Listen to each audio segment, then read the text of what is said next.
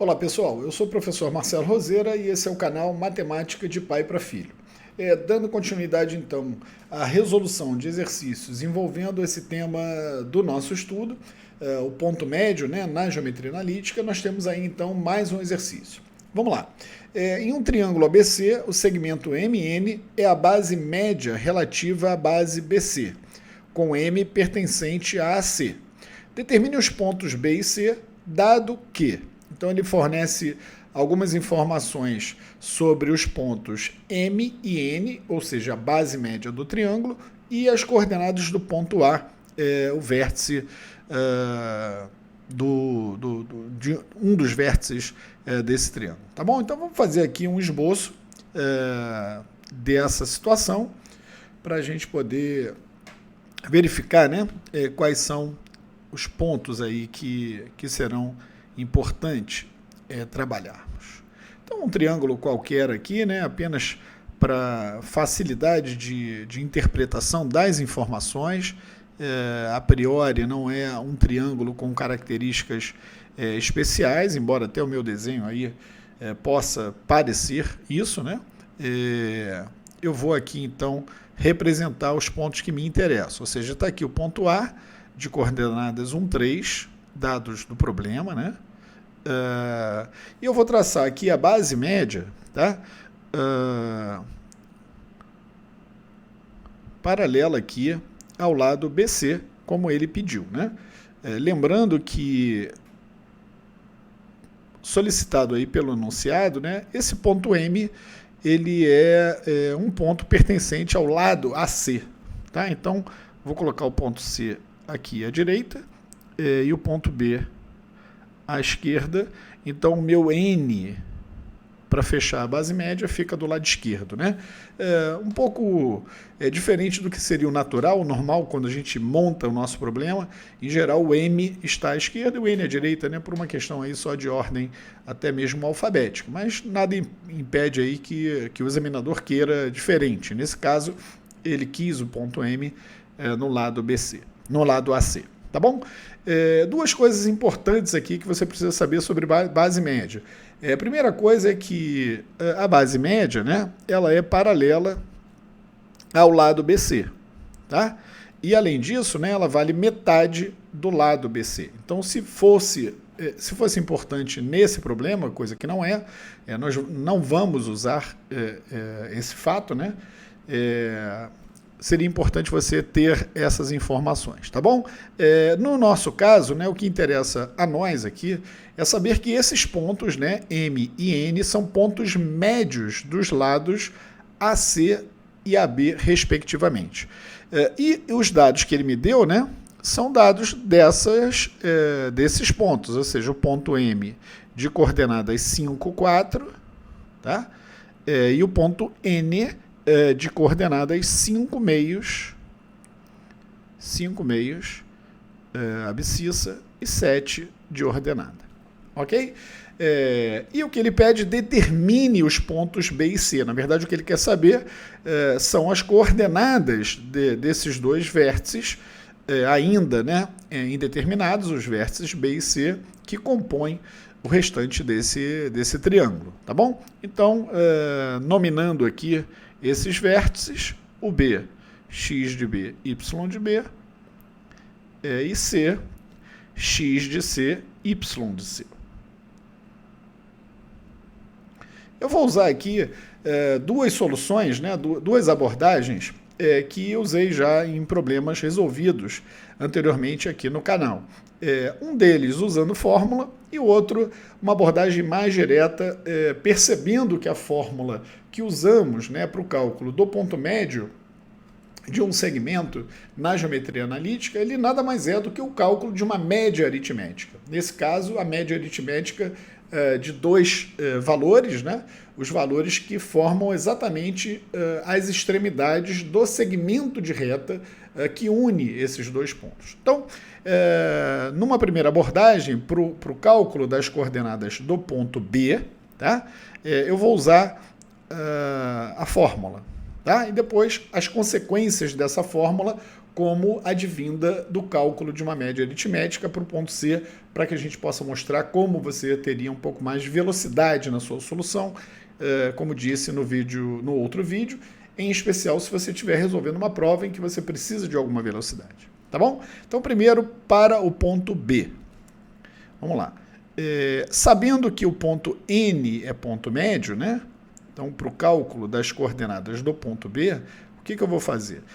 Eu vou escrever, né, essas informações para o ponto N, ou seja, o x do ponto N, ele é o x do ponto A mais o x do ponto B sobre 2. Sobre 2. Destacando, né? Destacando que eu tenho as informações da abscissa de N e tenho as informações da abscissa do ponto A. E o meu desejo, né, o que foi solicitado, é o cálculo da abscissa e da ordenada, né, o que vamos fazer a posteriori, do ponto B. Então, reescrevendo esta equação, nós podemos escrever que 5 meios será igual ao x do ponto A, que é igual a 1, mais o x do ponto B sobre 2. Sobre 2. Eu simplifico aqui esse 2 do denominador da abscissa 5 meios do ponto N e me resta aqui, então, que 1 mais x de B será igual a 5, o que significa dizer que o x de B será igual a 4. Então, x de B igual a 4. Então, eu já tenho aí a abscissa de um dos pontos que o problema pede para determinar. Fazendo o mesmo agora com o y do ponto N, então, o y de N será igual ao y do ponto A mais o y do ponto B sobre 2. Tenho as informações, de novo, né? Do y de N, eu tenho o y do ponto A e o problema me pede para calcular o y do ponto B. Tá? O que fecham aí as informações referentes a um dos pontos solicitados. Então, o y do ponto N é igual a 7, dado pelo enunciado. Isso será igual ao y do ponto A, que é 3, mais o y do ponto B, que eu preciso calcular, sobre 2. Sobre 2. Fazendo essas continhas aqui, né? Trazendo esse 2 aqui para multiplicar o 7, 14 menos 3, 11, né? Então, o y do ponto B é igual a 11.